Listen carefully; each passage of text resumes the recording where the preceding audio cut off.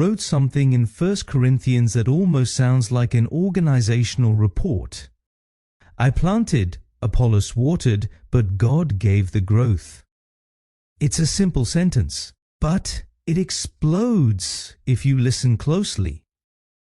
Welcome to the Sebcast, the home of the #1 network for your life. This is where we hear stories anew, look deeper, and discover together how Jesus works today. Paul is doing something significant. He separates responsibilities. He says there are things you must do and things you cannot do no matter how hard you try. Our problem is that we mix up those lines. We want to control growth. We want to manage responses. We want to make sure someone understands it correctly. We want to wait for the perfect moment, the perfect words, the perfect facial expression that says, now it's safe. And if it doesn't happen, we do nothing. But Paul says planting is your job. Watering is someone else's. Growth, that is exclusively God's work. Many Christians think they trust God, but actually they trust their own ability to make everything work out. We become uncomfortable when we lack control, so we delay obedience until it feels safe. But obedience was never meant to feel safe.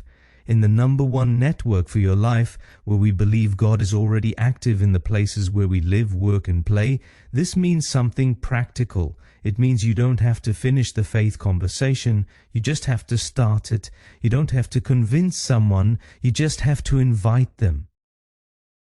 The invitation is not a contract with a guaranteed outcome, it's a seed. And seeds work strangely. Some lie dormant under the ground for a long time. Some only sprout when no one is looking. Some only grow years later, often in another season, in another context, through someone else's voice. We get discouraged because we expect immediate results. But God rarely works immediately. He works deeply. When you invite someone and they say no, it doesn't mean the seed failed, it just means you planted, and that's enough. Paul's words set us free, so neither he who plants nor he who waters is anything, but only God who gives the growth. You are not the hero of someone else's story, you are just a faithful participant. And that is good news, because it means you can stop playing God. You can stop carrying everything. You can stop thinking that it all depends on you. You are only asked to be faithful with what is before you, a conversation, an invitation, an open chair next to you. The rest, God does that, and He does it better than us. I want to ask you to focus this year on one person or family whom you will invite a few times to join our church or return to our church.